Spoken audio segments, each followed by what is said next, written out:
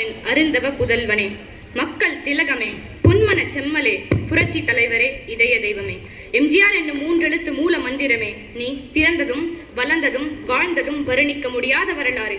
அத்தகைய வரலாறை தனது பேச்சின் மூலம் பெருமை சேர்க்க வருகிறார் எம் தோழி.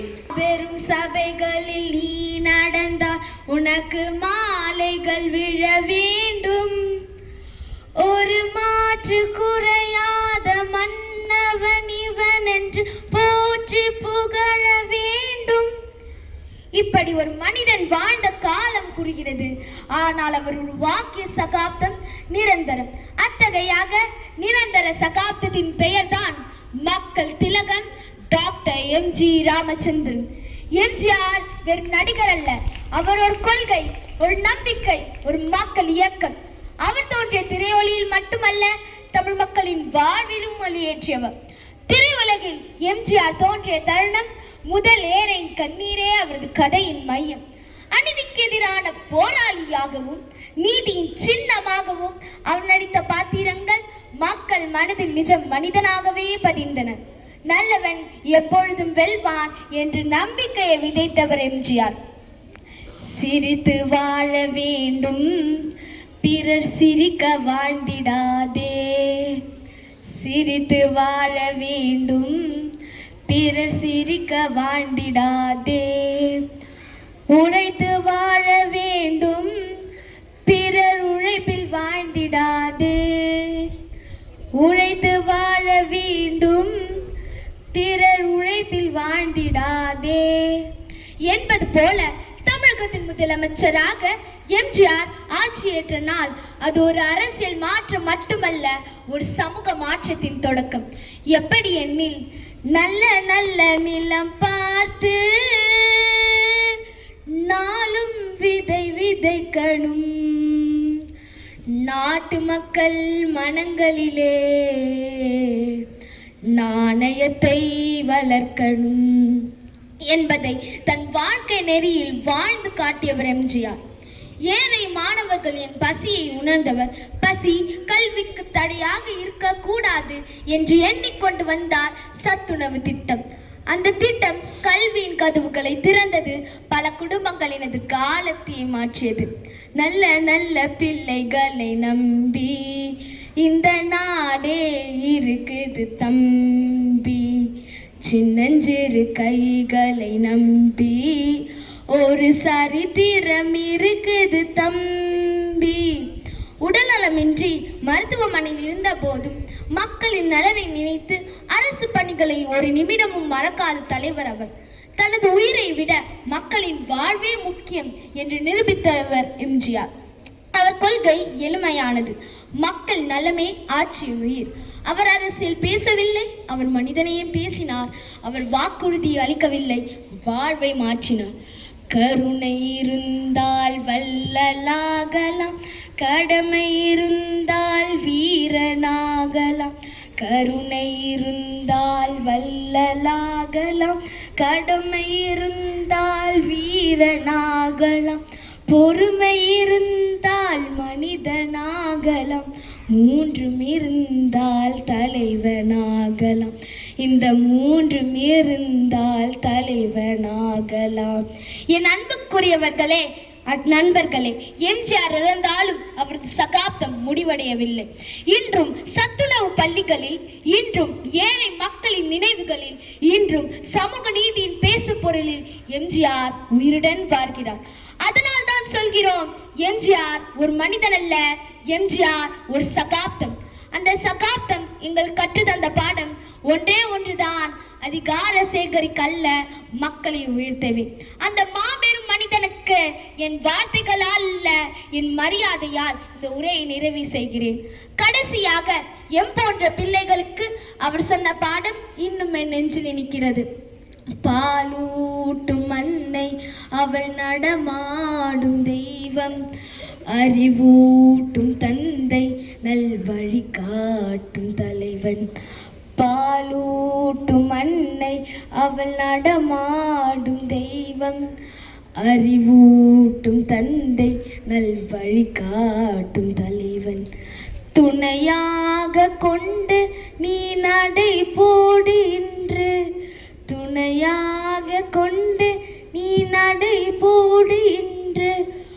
உருவாகும் நல்ல எதிர்காலம் ஒன்று, உருவாகும் நல்ல எதிர்காலம் ஒன்று. நன்றி. நாளாம் பொங்கல் திருநாளில் பொங்கலோ பொங்கல் என்று உங்களை வரவேற்று கதிரவனுக்கும் உழவர்களுக்கும்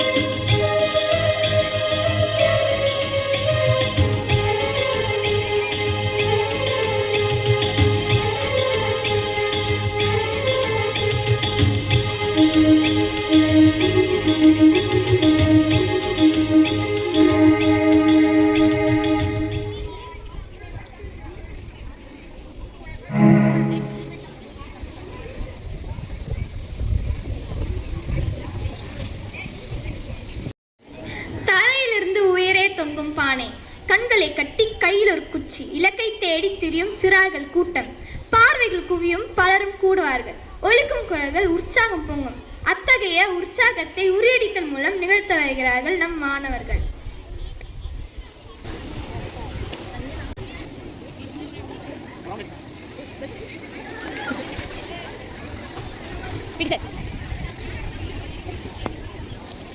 Smooth, I think.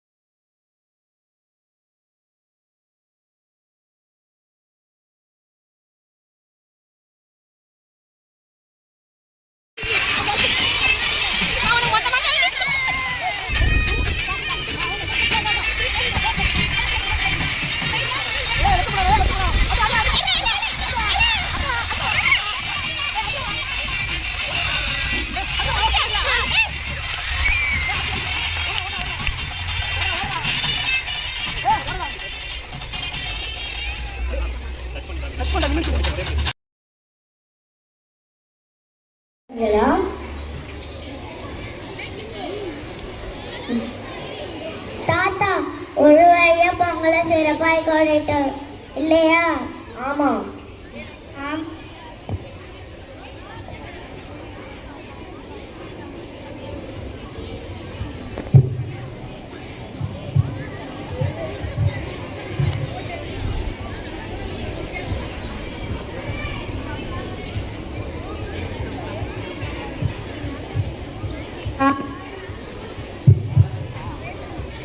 ஆமாம் தாத்தா, நல்லா உண்டு, எங்களுக்கும் மகிழ்ச்சியா உண்டுங்க. அப்படியா? பொங்கல் என்றாலே அப்படிதான். அது மட்டுமா? பொங்கல் என்பது பண்டிகை மட்டுமல்ல, அது நமது பண்பாடு, உழைப்பு, ஒற்றுமை ஆகியவற்றை சொல்லும் வாழ்க்கை பாடம். இயற்கையை மதித்து விவசாயியை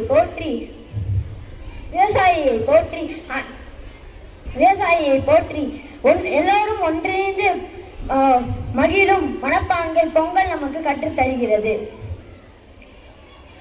இந்த பொங்கல் திருநாளில் நாம் நல்ல பழக்கங்களை கற்றுக்கொண்டு இப்பள்ளி முதற்கொண்டு நல்ல மாணவர்களாகவும் இனிவரும் வெளி உலக வாழ்க்கைக்கு நல்ல மனிதர்களாகவும் உருவெடுக்க இப்பண்பாடு திருவிழா ஒரு எடுத்துக்காட்டு.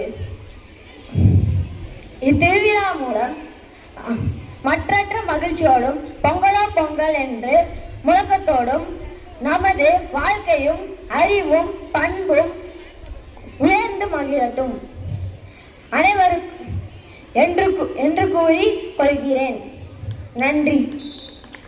பொங்கலோ பொங்கல், பொங்கலோ பொங்கல். பொங்கல் விழாவை முன்னிட்டு நடைபெற்ற போட்டிகளில் வெற்றி பெற்ற மாணவ மாணவிகளுக்கு பரிசு வழங்க வருமாறு சான்றோர்களை அன்போடு அழைக்கின்றேன். மற்றும் பொங்கல் திருநாள் நல்வாழ்த்துக்கள். பொங்கல் பண்டிகையை முன்னிட்டு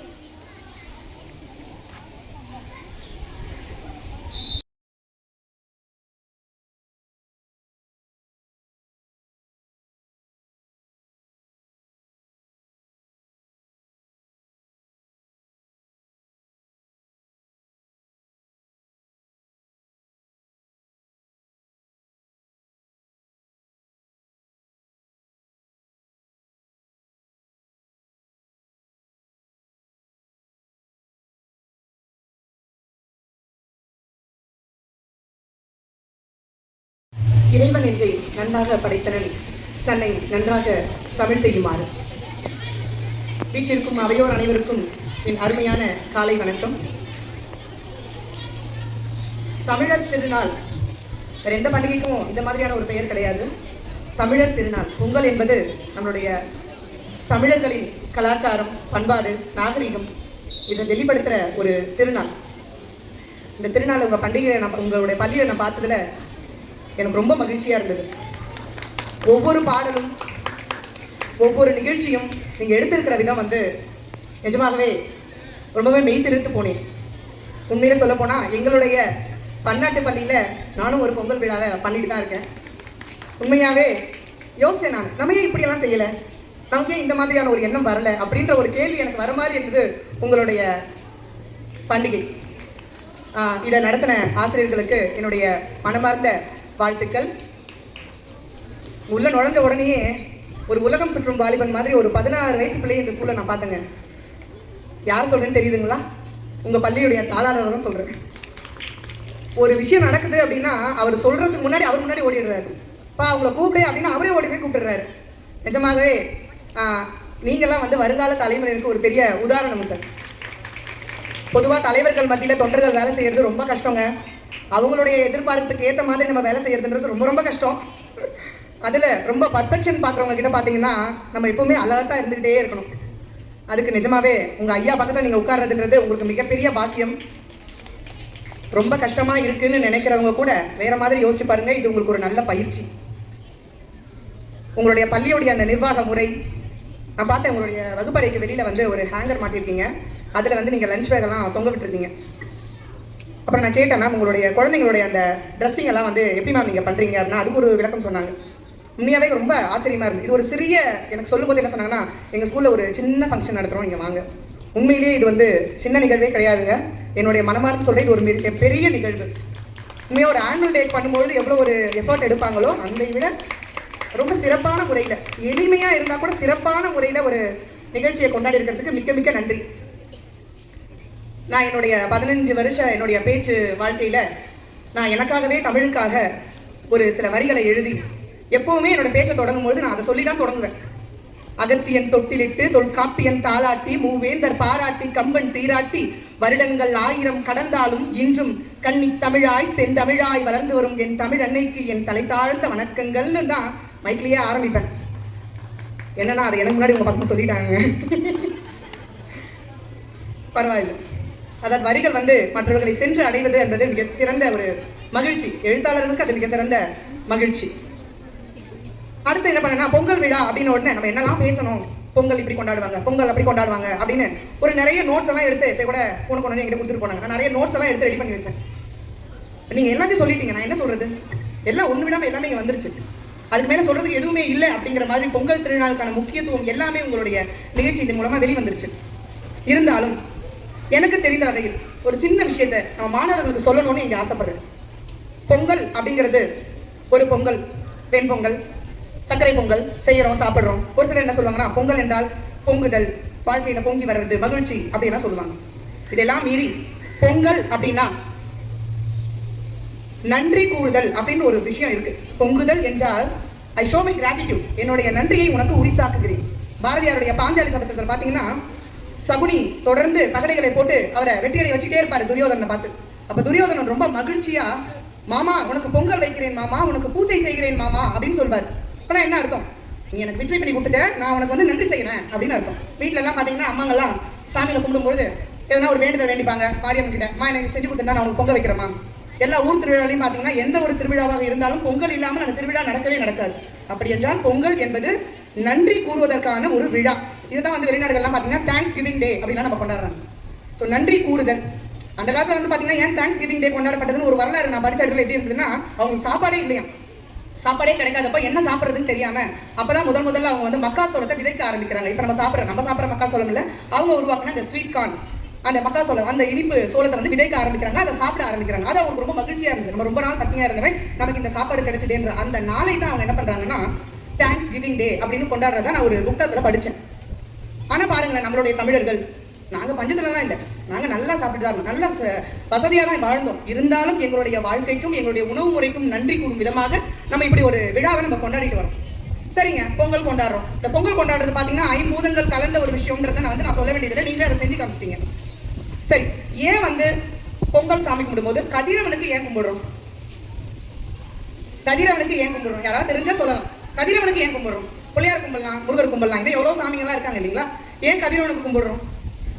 ஏன்னா அந்த காலத்துல கடவுள்கள் அப்படின்ற ஒரு எண்ணமே இல்லாத நாட்கள்ல மக்கள் நம்பினது நம்மையும் மீறிய ஒரு சக்தி.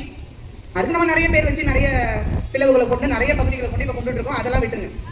முதலில் ஆதி தமிழன் தன்னை விட தன்னை அறியாத ஒரு சக்தி இருப்பதை நம்பினான். அது எப்படி சக்தினா என்னது அப்படின்னு கேட்டீங்கன்னா, ஒரு சக்தி உங்களிடத்தில் வரும், ஆனால் நீங்கள் அதனிடத்தில் செல்ல முடியாது. அதுதான் சக்தி. பாத்தீங்கன்னா கதிரவனோட ஒளி நம்ம கிட்ட வரும், அதற்கு நன்மையும் கொடுக்கும். ஆனால் நீங்கள் நினைத்தால் கதிரவனிடத்தில் செல்ல முடியாது. மழை உங்களிடத்தில் வரும், அது உங்களுக்கு நன்மைகளை கொடுக்கும். ஆனால் நீங்கள் நினைத்தால் மழையிடத்தில் செல்ல முடியாது. இப்படி நம்மளால போய் ரீச் பண்ண முடியாத ஒரு சக்தி தான் பெரும் சக்தி. அதுதான் அந்த காலத்துல ஆதி தமிழன் நம்பினா. வேற எந்த கடவுளையும் அவங்க நம்பல. அவங்க நம்பினது நம்மளுடைய இயற்கை. இயற்கைனா என்னது? நம்மளுடைய கதிரவன். அதனால வயக்காட்டிலேயே போயிட்டு அவங்களுடைய விதைகளை முதலில் எனக்கு தெரியாத மிக பெரும் சக்தியான கதிரவனுக்கு கொடுக்கிறேன் அப்படின்ட்டு இந்த வயக்காட்டிலேயே பொங்கலை வச்சு அந்த கதிரவனுக்கு அங்கேயே கொடுத்துட்டு வந்துருவாங்க. அதுக்கப்புறமா தான் நமக்கு உதவி செஞ்ச மாடுகள், அடுத்தது மாட்டு பொங்கல், அப்புறம் அந்த மாடுகளை குதூகலப்படுத்துவதற்காக அடுத்து நடத்துவது காணும் பொங்கல், இப்படி நிறைய. தை பிறந்தால் வழி பிறக்கும் பாட்டு கூட இருக்குது நமக்கு. தை பிறந்தால் வழி பிறக்கும் தங்கமே தங்கம்னு பாட்டு கூட இருக்கு.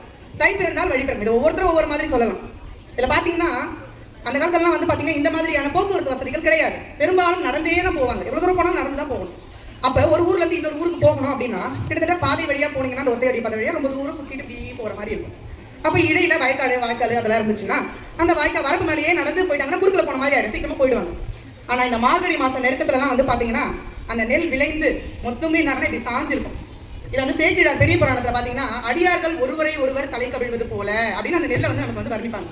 நான் அடியார்கள்னா யாரு? நல்லா வந்து படிச்சவங்க, திறமையானவர்கள். இந்த அறிவார்ந்தவர்கள் வந்து பாத்தீங்கன்னா ஒருத்தர் பார்க்கும்பொழுது நான் பெரியா, நீ தான் பெரியா அப்படிலாம் நிற்கவே மாட்டாங்க. ஏன்னா உன்னுடைய அறிவிற்கு நான் அடிமை, என்னுடைய அறிவிற்கு நீ அடிமை அப்படின்னு ஒவ்வொருத்தர் தலை கவிழ்ந்து நிற்பாங்க அப்படின்றது வந்து சேக்கிழார் பெரிய புராணத்துல சொல்றாரு. அந்த மாதிரி அந்த நிலங்கள் விளைச்சலான பயிர்கள் வந்து பாத்தீங்கன்னா அப்படி தலை கவிழ்ந்து நிற்கும். அது எப்படி அதை நிற்க முடியும்? நம்ம சாப்பிட்ற உணவு இல்லையா, அது நமக்கு கடவுள் மாதிரி, அதை வந்து நிற்க முடியாது. அதனால என்ன பண்ணுவாங்க, எல்லாரும் சுற்றிட்டு தான் போவாங்க. அந்த வயக்காடு வழியா அவங்களால போக முடியாது. அதனால இந்த தை மாசம் வந்ததுன்னா எல்லாரும் என்ன பண்ணுவோம், அறுப்பறுத்து நெல்லெல்லாம் வீட்டுக்கு வந்துருவோம். அப்ப அந்த வரப்பெல்லாம் வழியா மாறிடும். உடனே தை பிறந்தால் வழி பிறக்கும். தை மாசம் வந்துச்சு பிரச்சனை இல்லை, பயந்து வழி பிறக்கும். இன்னொன்று அந்த காலத்தெல்லாம் வந்து பாத்தீங்கன்னா ஒரு பெரிய போனஸ் பீரியடே பாத்தீங்கன்னா நம்மளோட விவசாயிகளுக்கு இந்த தை மாசம் மட்டும்தான். அந்த நேரத்தில் அவங்களுக்கு கிடைக்கிற அந்த பணம் அப்படிங்கிறது வந்து அவங்களுடைய 6-7 மாதத்துக்கான உழைப்பிற்கான பலன் அந்த நேரத்தில் கிடைக்கும். அப்ப அவங்களுக்கு தேவையான, அவங்க வீட்டுக்கு தேவையான, அவங்க வீட்டு பெண்களுக்கு தேவையான எல்லா விஷயம் அவங்க வாங்குவாங்க. அப்ப சொல்லுவாங்க, தை மாதம் வந்துச்சு நம்ம வழி பிறக்கணும், கவலைப்படாத வாங்குவாங்க. அதுதான் தை பிறந்தால் வழி பிறக்கும்ன்றது. இந்த மாதிரி தமிழ்ல வந்து என்னென்ன இருக்கு அப்படின்னு நான் சொல்லணும்னா நிறைய விஷயங்கள் சொல்லிக்கிட்டே போகலாங்க. ஆனா என்னன்னா இந்த காலத்து பிள்ளைகள், மாணவர்களாகி நீங்க, நான் கண்டிப்பா இதை வந்து மாணவர்கிட்ட தான் பேசிட்டு இருக்கேன். உண்மையிலேயே உட்கார்ந்துருக்கிற மாணவர்கள்லாம் நினைப்பீங்க மைக்ல போய் நின்று பேசணும். நான் கேட்டேன்னா நீங்க எவ்வளவு நாளா இந்த பிராக்டிஸ் எல்லாம் பண்ணிட்டு இருக்கீங்க? நான் சொன்னாங்க அது ஒரு 10 days போயிட்டு இருக்குங்க. தமிழ்ல இப்ப எல்லாரும் எனக்கு தெரிஞ்சு பெரும்பாலும் நீங்க வந்து தமிழ்ல பேசுனீங்க. ஒரு ஸ்கிரிப்ட் ஒன்று படிச்சு அதை மனப்பாடம் பண்ணி அதை ஒரு உணர்வோட படிக்கிறது அப்படிங்கிறது வீட்டுல ட்ரை பண்ணிருப்பாங்க, வீட்டுல அம்மா அப்பா ட்ரை பண்ணிருப்பாங்க, இங்க வந்து டீச்சர் ட்ரை பண்ணிருப்பாங்க. நீ சொல்லு எத்தனை முறை கேட்டிருப்பாங்க. இப்ப பிள்ளைங்க எல்லாம் நினைச்சிருப்பாங்க, ஐயோ மைக்ல பேசுறது எவ்வளவு கஷ்டம். உண்மையிலேயே மைக்ல பேசுறதை விட கேட்கறது ரொம்ப கஷ்டங்க. யாரோ பேசுறாங்கன்னா அதை கேட்கறது ரொம்ப கஷ்டம்.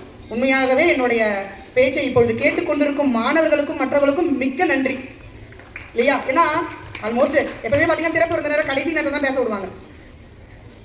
முன்னாடி பேசினா எல்லாரும் கோவப்பட்டுட்டீங்கன்னா அதனால கடைசியா பேசும்போது சரி பரவாயில்ல அப்படிங்களா அப்படியே எழுந்து போயிடலாமான்றத சிறப்பு இருந்த நேரம் கடைசியா பேச விடுவாங்க. அதையும் மீறி என்னுடைய பார்வையாளர்களை என்னிடம் ஈர்ப்பதில் தான் என் திறமை இருக்கிறது இல்லைங்களா? அதனால என்னுடைய மாணவர்களுக்கு நான் ஒரு முக்கியமான விஷயத்தை சொல்ல வருகிறேன். ஏன் இப்ப நடுவில் சொன்னேன் அப்படின்னா கொஞ்சம் அப்படி இப்படி அலர்ட்டா இல்லாத குழந்தைங்க கூட டக்குன்னு அலர்ட் ஆவாங்க. டீச்சர் ஏதோ நமக்கு சொல்றாங்க. நானும் ஒரு தமிழ் ஆசிரியர் என்பதால் மாணவர்களுக்கு இதை கண்டிப்பாக சொல்ல வேண்டும் என்பதற்காகவே இங்கு வந்தேன். மாணவர்கள் இப்பொழுது பெரும்பாலும் படிப்பது ஆங்கில புத்தகங்கள் தான். இது என்னுடைய பார்வையாக இருக்கலாம். உங்கள் பள்ளியில் மாணவர்கள் தமிழ் புத்தகங்கள் படித்தால் மிக்க நன்றி, மிக சிறப்பு. ஆனாலும் தமிழ் புத்தகங்கள் படிக்க வேண்டும். தமிழ் படிக்கிறதுனால என்ன நான் யூஸ்? என்ன நான் சும்மா தமிழ் படிக்கணும் எப்ப பார்த்தாலும். இங்கிலீஷ் படிச்சா ஃபாரின் போவேன், வேலைக்கு போவேன், தமிழ் ஏன் படிக்கணும்? இது போன்ற கேள்விகள் என்னிடத்தில் எதிர்ப்புறமாகவே மாணவர்களால் கேட்கப்பட்டது. உண்மையில் தமிழ் ஏன் படிக்க வேண்டும்? நீங்கள் நினைப்பது போல தமிழ் ஒரு மொழி அல்ல, தமிழ் ஒரு மொழியே அல்ல, தமிழ் ஒரு அறிவு களஞ்சியம். தமிழை படிப்பதனால் உங்களுக்கு நிறைய அறிவுகள் சேரும் என்பதை நான் இங்கே சொல்ல விளைகிறேன். என்ன மேம் நீங்க தமிழ் படிக்கிறதுனால என்ன மேம் வரப்போகுது? எங்க போனாலும் இங்கிலீஷ் இருக்குது, எங்க போனாலும் மற்ற மொழிகள் இருக்குது, நாங்கள் படிக்கிறோம். தமிழ்நாட்டை தாண்டினா தமிழுக்கு எதுவுமே தேவையே இல்லை மேம். இப்படிப்பட்ட ஒரு கருத்து மாணவர்களிடத்திலோ ஈவன் பெற்றோர்களிடத்திலும் இருக்கிறது. உண்மையில் சொல்ல போனா தமிழ் ஒரு அறிவு பெட்டகம். எப்படின்னு கேட்குறீங்க அப்படின்னா உண்மையிலேயே கற்பனை என்பது தமிழில் மட்டுமே அதிகமாக உங்களுக்கு கிடைக்கும். குற்றாலபுரம்ல ஒரு பாட்டு இருக்கு, வானரங்கள் கனி கொடுத்து மந்தியோடு கொஞ்சம் மந்தி சிந்தும் கனிகளுக்கு வான் கவிகள் கெஞ்சும். கொஞ்சம் தமிழ் கிளாஸ் மாதிரி இருக்குதுல்ல, பரவாயில்ல. வானரம் அப்படின்னா ஆண் குரங்கு, மந்தினா பெண் குரங்கு. வானரங்கள் கனி கொடுத்து மந்தியோடு கொஞ்சம் என்ன பண்ணுமா, அந்த பெண் குரங்கு கோச்சிட்டு உட்காந்துருக்கணும். ஆண் குரங்கு போயிட்டு படத்தை படிச்சு பேசு அப்படின்னு கொடுக்குமா. பண்ண என்ன பண்ணா சிஸ்டர் சமாதானம் ஆயிதான் ஆகணும். இதை பார்த்து அங்கே அதை சாப்பிடணும். மந்தி சிந்தும் கனிகளுக்கு அது என்ன பண்ணும், கோவமா சாப்பிடும்போது அந்த கனிகள் வந்து 1 2 அப்படி கீழே விழுமா. வான் கவிகள் கெஞ்சும். வான் கவிகள்னா யாருன்னா வானத்தில் வாழக்கூடிய தேவர்கள் அந்த பழம் விழாதான்னு அப்படி காத்துக்கிட்டு இருப்பாங்க. யோசிச்சு பாருங்களேன், குரங்கு எங்க உட்காந்துருக்கு, அது எங்க இருந்து பழத்தை போடுது, இவர் எங்க இருந்து பிடிக்கிறாரு. அப்ப குற்றால குறவஞ்சில குறவர்கள் சொல்றாங்க, எங்களுடைய மலைகளில் இருக்கக்கூடிய மரங்கள் வானத்தை விட உயரமாகவும் அதில் சாதாரண குரங்குகள் கூட அவ்வளவு உயரத்துல போய் வாழ்ந்துட்டு இருக்குமா. அங்கிருந்து போடுற அந்த ஒரு கனிக்கு கவிகள் செஞ்சுட்டு இருப்பாங்க. இதெல்லாம் நம்புற மாதிரியா மேம் இருக்குது, நான் நடந்த மாதிரி என் பையன் கேட்பாங்க, இதெல்லாம் நம்புற மாதிரியா மேம் இருக்குது அப்படின்னு. உண்மையில் நீங்க படிக்கிற ஃபேண்டசி ஸ்டோரியை விட தமிழில் நிறைய ஃபேண்டசி இருக்கு. நீங்க அதை படிக்கணும், படிச்சு முதல்ல அதை நம்பணும். நம்பினாதான் நம்ம அதை வாழ்க்கையில வந்து பிரதிபலிக்க முடியும். தமிழ் படிப்பதனால என்ன பலன் அப்படின்ற ஒரு கணிப்புலயே எல்லாரும் இருக்கும். எல்லாரும் பொன்னியின் செல்வன் படம் பார்த்தீங்களா? பார்த்துருப்பீங்க இல்லையா? பொன்னியின் செல்வன் படம் பார்த்துருப்பீங்க. கைதுங்க யாரெல்லாம் கவனிக்கிறீங்கன்னு பார்க்கலாம். Yes, super, thank you. நான் என்னோட எல்சி தமிழ் கிளாஸ் ஸ்கூலுக்கு போனேன்னா என்ன பண்ணுவேன்னா, for all don't know Tamil அப்படின்னு இங்கிலீஷ்ல கேட்பேன். எல்லாம் கை தூக்கிடுவோம். அடுத்த வார்த்தை என்ன சொன்னா, நான் பேசுறது யாருக்கெல்லாம் புரியல அப்படின்னு கேட்டேன். அப்போ எல்லாம் கை தூக்குவோம். நான் அடுத்து கேட்ட தமிழ் தான் கேட்டேன், ஆனால் உங்களுக்கு புரிஞ்சுக்கே, அப்போ தமிழ் தெரியும் தானே அர்த்தம் அப்படின்னு. நான் நடுவில் சும்மா கை தூக்க சொன்னா கொஞ்சம் அலர்ட் ஆகிக்கணும் இல்லையா, அதனால இல்லைங்களா? இந்த பாகுபலி படமும் நீங்க பார்த்துருப்பீங்க. இந்த பாகுபலியில ஒரு சீன் ஒன்று வரும். ராஜமாதா வந்து அந்த குழந்தைய வந்து அப்படி தூக்கிட்டு அப்படி அந்த வளையல் கையோடு அப்படி நிற்பாங்க. ரொம்ப சூப்பரான ஒரு சீன். ஆனா உண்மையில அந்த படத்துல அந்த சீனுக்கு எதனா சம்பந்தம் இருக்கானா ஒன்றும் கிடையாது. ரமேஷன் ஒரு பில்டப்பை காமிச்சு அப்படி காமிச்சிருப்பாங்க, இருக்கலாம். உண்மையில் அந்த நிகழ்வு அந்த ஒரு நிகழ்வு எந்த புத்தகத்தில் இருந்து எடுக்கப்பட்டது என்றால் பொன்னியின் செல்வன் படத்திலிருந்து எடுக்கப்பட்டது. பொன்னியின் செல்வன் புத்தகத்திலிருந்து கல்கி வந்து பொன்னியின் செல்வன் புத்தகத்துல பொன்னி மாதா செல்வனை எவ்வாறு காப்பாற்றினார்ன்றதுக்காக கல்கி அந்த ஒரு கற்பனையோடு அதை எழுதியிருப்பாரு. ஆனா பால் என்ன நான் படிச்சு சும்மா மூடி வச்சுட்டு இதெல்லாம் நம்புற மாதிரியா இருக்குது, ஒரு நைட்டு ஃபுல்லா அந்த மாதிரி டே பிடிச்சிட்டு இருக்கோம், நம்புற மாதிரியா இருக்குது, 2 பக்கம் மூடி வச்சுட்டு இருப்பான். ஆனா அதை படித்து வேற்று மொழியினர்கள் அதை நிஜமாக உணர்ந்தார்கள், அதை அவர்கள் நம்பினார்கள், அதை படமாக்கினார்கள். அதனால் அது மிகவும் பெரும் புகழ் பெற்றது. அப்புறம் நம்ம பொன்னியின் செல்வன் எடுக்கிறோம், திருப்பி அதே சீனை காமிச்சா என்ன சொல்வீங்க, ஆப்பி அடிச்சிட்டாங்க சொல்லுவீங்களா? அதனால அதை நம்ம பண்ண முடியல. இதுதான் உண்மை. தமிழில் மிக சிறந்த ஆதாரங்கள் உள்ளன. நீங்கள் முதலில் படிக்க வேண்டும், முதலில் அதை நம்ப வேண்டும். திருவள்ளுவர் மாலையில ஒரு சின்ன ஒரு லைன் இருக்கு, தினையளவு போதா சிறு புல் நீர் பனையளவு காட்டும் அப்படின்னு சொல்லுவாங்க. அதாவது என்னன்னா, புல்லு காலையில நீங்க கிராஸ் பார்த்துருப்பீங்க இல்லையா, புல்லு, அந்த புல்லுல ஒரு சின்ன வாட்டர் டிராப் இருக்கும், வாட்டர் டிராப் இருக்கும், தினை அளவு கூட இருக்காது, சின்ன வாட்டர் டிராப். அந்த சின்ன வாட்டர் டிராப்ல நீங்க உத்து பாத்தீங்கன்னா அந்த கோடியில இருக்கிற பனைமரம் தலைகீழ அதுல தெரியும் அப்படின்னு நான் சொல்லல. திருவள்ளுவர் மாலையில திருக்குறளை பாராட்டுறதுக்காக அவங்க சொல்றாங்க, 2 வரிதான், ஆனா இவ்வளவு தூரம் எக்ஸ்பிளனேஷன் கிடைக்குதுன்றத ஒரு உதாரணத்துக்கு அவங்க சொல்றாங்க. தினையளவு சிறு போதா சிறு புல் நீர் பனையளவு காட்டும். இதை படித்து இதை உணர்ந்து அப்ப தூரத்துல இருக்கிற ஒரு பொருளை ஒரு சின்ன விஷயம் மூலமா நம்மளால கண்டுபிடிச்சிட முடியும், பார்க்க முடியும்னு உணர்ந்த கிரேக்கர்கள் உருவாக்குனதாங்க லென்ஸ். ஆனா நம்ம என்ன பண்ண மாட்டோம், கவனிக்க மாட்டோம். படிக்கணும், படிச்சு அதை உணரணும். உணர்ந்தீங்கன்னா அதன் மூலமா நீங்க நிறைய விஷயம் என்ன பண்ணலாம், கண்டிப்பா தமிழுக்காக நீங்க கொண்டு வரலாம். உங்களுக்கு எல்லாருக்கும் தெரிஞ்ச மாதிரி ஒரு விஷயத்தை சொல்றேன். உலகம் உருண்டை வடிவமானது இல்லை தட்டை வடிவமானதுன்னு ஒரு பெரிய ஒரு பேச்சுவார்த்தையெல்லாம் போய் அதுக்கப்புறமா தான் உலகம் உருண்டை வடிவமானதுன்னு கண்டுபிடிச்சாங்கன்றது உங்க எல்லாருமே தெரியும். யார் கண்டுபிடிச்சாங்க என்ன கண்டுபிடிச்சாங்க தெரியாது, ஆனால் முதல்ல உலகம் உருண்டை கிடையாது அப்படின்னு சொன்னாங்கன்னு தெரியும். கிமு 3ஆம் நூற்றாண்டுல தான் உலகம் உருண்டை வடிவமானதுன்னு கண்டுபிடிக்கிறாங்க. ஆனா அதுக்கு முன்னாடியே 2ஆம் நூற்றாண்டுகளிலேயே எழுதப்பட்ட நம்மளுடைய தமிழ் இலக்கியங்களில் ஒரு வார்த்தை ஒண்ணு வருதுங்க. என்னன்னா, உலகம் இரு கூறாக பிளந்தது வங்கம் அப்படின்னு ஒரு வார்த்தை இருக்கு. பிளந்தன்ன வங்கம் அப்படின்னு ஒரு வார்த்தை இருக்கு. இது எதுக்காக சொல்றாங்க அப்படின்னு சொன்னா, கப்பல் கட்டுறதுக்காக சொல்றாங்க. கப்பல் எப்படி கட்டலாம், இதுல வங்கம்ன்ற வார்த்தை வந்து பெரும் கப்பல்களை குறிக்கும். இந்த வார்த்தை கவனிங்களேன், ஞானம் இரு கூறாக பிளந்தன்ன வங்கம். ஞானம்னா உலகம், ஞானத்தை இரு கூறா 2 பார்ட்டா வெட்டிட்டீங்க அப்படின்னா அது பார்க்கறதுக்கு கப்பல் மாதிரியே இருக்கும்னு நம்ம சங்க இலக்கியங்களை சொல்லியிருக்காங்க. யோசிச்சு பாருங்க. நீங்க சொல்றீங்க உலகம் வந்து ரவுண்டா தட்டையாலாம் தெரியாது, பெரிய ஆராய்ச்சிக்கு அப்புறமா அறிவியலாளர்கள் வந்து அதை கண்டுபிடிச்சாங்க அப்படின்றீங்க. எதையுமே படிக்காம எதுவுமே தெரியாம நம்மளுடைய தமிழ் அறிஞர்கள் எழுதியிருக்காங்க, உலகத்தை இரு கூறாக பிளந்தால் பார்க்கறதுக்கு கப்பல் மாதிரி இருக்கும்னு. அதுவே உங்களுக்கு தமிழ் உலகம் வந்து உருண்டைன்னு தெரிஞ்சு இல்லைங்களா? என்ன நம்ம எதுக்கு நம்ம யாரும் எதுவுமே வந்து நம்ம என்ன பண்ணலாம், பேட்டன் ரைட் எடுக்கல. எல்லோரும் வந்து கல்வி கட்டட்டும், எல்லாருமே எல்லாத்தையும் கத்துக்கிட்டோம் அப்படின்ட்டு வந்து அதை வாழ வைக்கும் தமிழகம் வந்து எல்லாத்தையும் எல்லாருக்கும் நம்ம கொடுத்துக்கிட்டே இருக்கும். அது தவறு இல்லை. ஆனா கொடுத்ததோடு சேர்த்து நம்மளுடைய இலக்கியங்களையும் நம்மளுடைய பாரம்பரியத்தையும் நம்மளுடைய பண்பாட்டையும் நாமளும் என்ன பண்ணணும், கடைபிடிக்கணும். வெளியூர்ல எல்லாம் போனீங்கன்னா அவங்க என்ன சொல்லுவாங்க, வார்ம் வெல்கம் அப்படின்னு சொல்லுவாங்க. ஏன் அப்படி சொல்றான், அவரோட நாடு குளிர் பிரதேசமான நாடு, அந்த இடத்துல நீங்க வரும்பொழுது உங்களை நான் சிறிது வெப்பமூட்டி இதமாக உங்களை வீட்டிற்குள் அழைக்கிறேன்றது அவன் சொல்ற சரியான வார்த்தை இல்லையா? ஆனா நம்ம தமிழ்நாட்டை எப்படி சொல்லுவோம், வந்தவங்களுக்கு உடனே என்ன கொடுப்போம், யாருக்காவது தெரியுமா? விருந்தோம்பல், தமிழ் விருந்தோம்பல்ல நம்ம தமிழர்கள் வீட்டுக்குள்ள வந்த உடனே ஒரு பொருள் அவங்க கையில கொடுத்து வரவேற்போம். யாருக்கா தெரியுமா? தெரியல சொல்லலாம். ஒரு பொருளை அவர்களிடத்தில் கொடுத்து வரவேற்பதுதான் நம்மளுடைய விருந்தோம்பல். என்னன்னு சொல்லுங்க பார்க்கலாம். தண்ணீர். நான் பேச முடிக்கலாம்னு நினைச்சா பிள்ளைங்க ஏதாவது ஒன்று சொல்லி என்ன வந்து இது அடுத்து ஒன்று எடுத்துருக்காங்க. உண்மையாக எனக்கே நேரம் ஆயிடுச்சு. தண்ணீர்னு சொல்றீங்களாம்மா? தண்ணீர்னா என்னமா அர்த்தம்? வாட்டர். அவ்வளவுதான். அப்ப நீர்னா என்னது? வாட்டர். தண்ணீர்னாலும் வாட்டர், நீர்னாலும் வாட்டர். அப்ப நீர்னே சொல்லிட்டு போலாம். அதே தண்ணீர்னு சொல்லுவோம். குடிநீர். குடிக்கின்ற நீர் குடிநீர் இல்லையா? தெரியல பாவம். தன் என்றால் குளிர்ச்சி, தண்ணீர் என்றால் குளிர்ச்சியான நீர், சுடுநீர் என்றால் சூடான நீர். நம்ம வீட்டுல நம்ம சுடு நீர் எவ்வளவு திறமை பண்ண. சுடுநீர் என்றால் சூடான நீர், தண்ணீர் என்றால் குளிர்ச்சியான நீர், தன் என்றால் குளிர். இப்படி எல்லா வார்த்தையிலுமே நிறைய இருக்குங்க. ஒரு உலகம் எடுத்தீங்கன்னா உலகம், பார், வையகம், அகிலம், அண்டம், இவ்வளவு பேர் இருக்கு. பையன் என்ன கேட்பான், மேம் உலகம்னு ஒரு வார்த்தை வச்சு போலாம் மேம், ஏன் மேம் இவ்வளோ வார்த்தை வைக்கிறீங்க, எவ்வளவு கன்ஃபியூஷன் இருக்கு படிக்கிறதுக்கு அப்படின்னு. நான் அவங்க கிட்ட ஒரு நாள் ஒரு கேட்ட கேள்வி இப்ப நான் கண்டிப்பா மாணவர்கிட்ட கேட்டே ஆகணும். சரியா? எங்க வீட்டுல 2 பைக் இருக்கு. கை தூக்குங்க. எங்க வீட்டுல 2 பைக் இருக்கு. சூப்பர். நாங்க எங்க வீட்டுல 3 பைக் இருக்கு. நாங்க 3 பேர் வச்சிருக்கிறோம். நாங்க 3 பேர் ஆளுக்கு ஒரு வண்டி எடுத்துட்டு போவோம். சூப்பர். எங்க வீட்டுல 2 ஏசி இருக்கு மேம். எங்க வீட்டுல பெட்ரூம் மட்டும் தான் ஏசி இருக்குது. அதெல்லாம் கிடையாது. எங்க வீட்டுல ஹால்ல ஒரு ஏசி இருக்குது, 2 பெட்ரூம்ல ஒரு ஏசி இருக்கு இல்லையா? ரைட். உடலை குளிர்வடைவதற்கு ஒரு ஏசி போதும். நம்ம வண்டியில போறதுக்கு ஒரு வண்டி போதும். அப்படி எதுக்கு 2 வண்டி? அப்படி எதுக்கு 3 ஏசி? எனக்கு தேவை, நான் ஒரு வண்டி எடுத்து போவேன். எங்க அக்காவுக்கு தேவை ஒரு வண்டி இருக்கும், எங்க அக்காவுக்கு தேவை ஒரு வண்டி.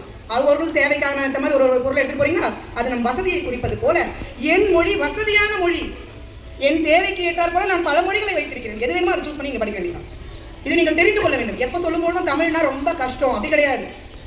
சரியா? சரி உடையவை அனைத்தும் கொஞ்சம் பார்க்க கஷ்டமா தான் இருக்கும்.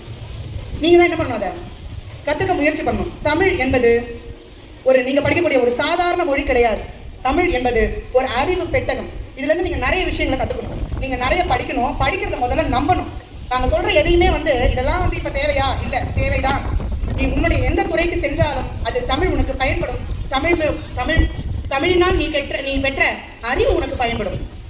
எந்த இண்டஸ்ட்ரி போனாலும் உங்களுக்கு அதனால கண்டிப்பா பயன்படும்.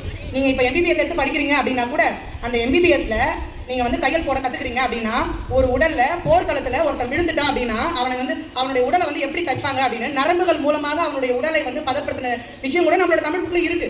நீங்க அதை படிச்சாதான் உங்களுக்கு அதன் மூலமா நிறைய அறிவுகள் கிடைக்கும். அதை உங்களுடைய துறை கொண்டு நீங்கள் முன்னேற முடியும். தமிழ் படித்தால் தமிழில் பெரியாளா வர மாட்டீங்க, எதுல வேணாலும் பெரியாளா வருவீங்க. அதற்காக கண்டிப்பாக நீங்கள் தமிழ் படிக்க வேண்டும் என்று கேட்டுக்கொண்டு என் உரையை முடிக்கிறேன். நன்றி, வணக்கம்.